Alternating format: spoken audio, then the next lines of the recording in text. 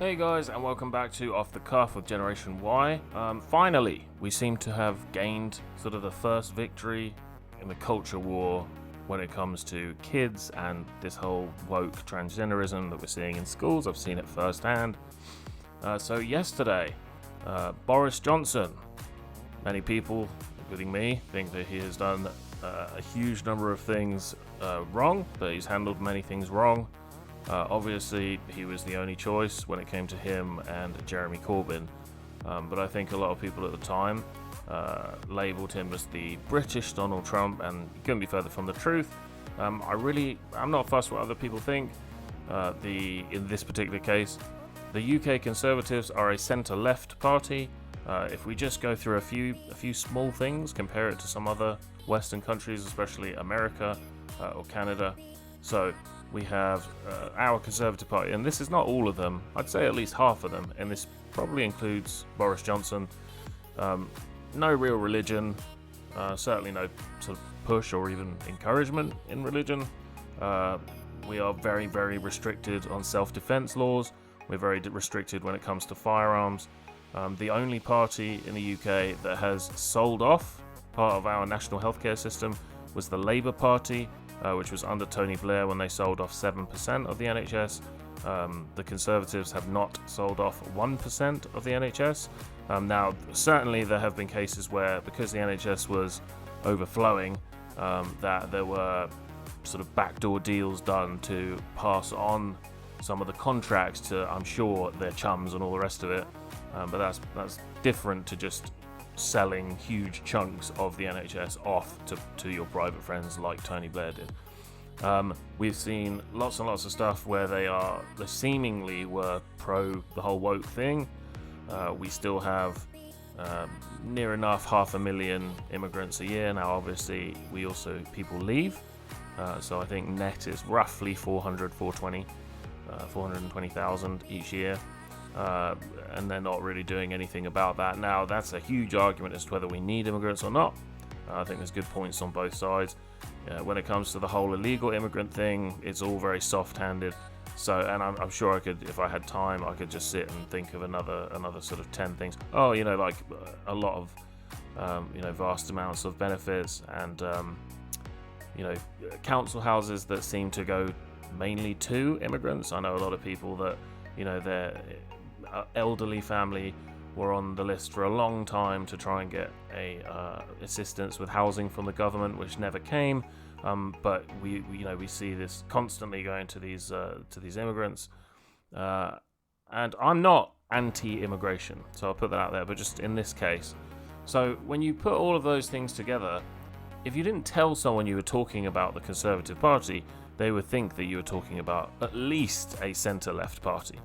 So with that in mind, the small victories, because the UK has voted in that direction for the last 14 years. I think a lot of people are voting sort of single issue voters, whether it's immigration or wokeness, the culture wars, taxes, whatever. Oh, and that's another thing as well. The Conservatives have a much, much lower tax rate for the working class, and the base starting rate is half that of what the Labour Party want. So yeah, with that in mind, I really can't see anybody making a legitimate, educated claim that the modern day Conservative Party is a right-wing party. However, we seem to have had, as I said, our first victory. Yesterday, Boris Johnson claimed this. Boris Johnson says he doesn't think that biological men should be competing in female sporting events, and children are not competent to make decisions about their gender, as trans row threatens to split the Tories. So Boris Johnson jumped two-footed into the row over trans rights today, as he said biological males should not be allowed to compete in female-only sports events. The Prime Minister also said that parents should have involvement at the very least in decisions made by children to alter their gender. Good God, I can't believe that we're having to live in a world where this is something that is even moderately controversial. He made his weightiest comments so far on the issue as he faced a Tory split over a ban on conversion therapy. PM backs making the abhorrent practice of trying to force gay people to become heterosexual illegal. But he has refused to extend the proposed ban on the practice to trans people, despite opposition from backbench MPs and the Scottish Tories. Speaking during a visit to a hospital in Welwyn Garden City, the Prime Minister was asked about therapy before launching into his views on trans people in general. He said, "I don't think that it's reasonable for kids to be deemed so-called Gillick competent to take decisions about their gender or irreversible treatments that they may have. I think there should be parental involvement at the very least." And he added, "I don't think biological men should be competing in female sporting events." He continued, "We will have a ban on gay conversion therapy, which to me is utterly abhorrent." I agree. "But there are complexities and sensitivities when you move from the area of sexuality to the question of gender. There, I'm afraid, there are things that I think still need to be worked out." Labour's Angela Rayner attacked the PM's words, saying, "He throws his 2p in, causes so much damage, and screw the consequences. I remain of the firm view Boris Johnson is a real liability." So who knows how much this is going to do. I've seen a lot of feminists that have been very grateful for this. I've seen a lot of people that are sort of lifelong Labour voters. But again, like I say, I really don't think it matters which side you vote these days. It's one side could be very dangerous, the other side is just inept. I don't know how well this is going to work. I don't know whether there's going to be a big backlash by the media rather than the people.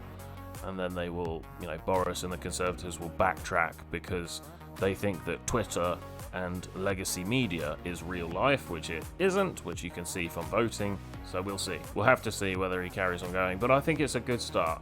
These are common sense things.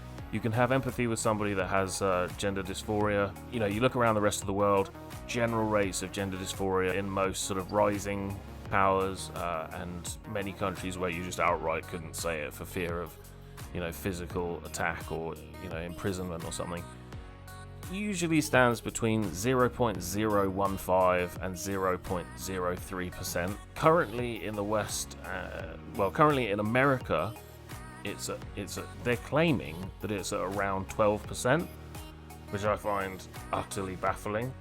And in under 20s, they're saying that it's over 20%, and some people have said as high as 24% have gender dysphoria. We need an adult back in the room. You can have empathy with people with a mental health issue, but we don't say to psychopaths, "I know how we'll cure your psychopathy. We will just let you kill some people." Or somebody that has, I can't remember what the syndrome's called, but where you want to cut off limbs. People have a mental disorder where they want to cut off their limbs. We don't just allow them to cut off their limbs. And for, how do I say this without getting stung by YouTube? People who have a unnatural attraction to children, we don't just say, "Well, here's an orphanage. Knock yourself out. That will cure you." We don't do that. So I don't know why we've sort of fallen into the trap over the last 8 years of this. So let me know what you think. Let me know if he's gone far enough, if he could have gone further on this particular case. And let me know if you think that this could be a start of all Western countries finally growing a pair and allowing an adult into the room, or at least the adults allowing themselves to say what everybody else is thinking. Some of what I said links to another video that I'll be releasing later on today, and I will see you again soon. Winston stopped writing, partly because he was suffering from cramp. He did not know what had made him pour out this stream of rubbish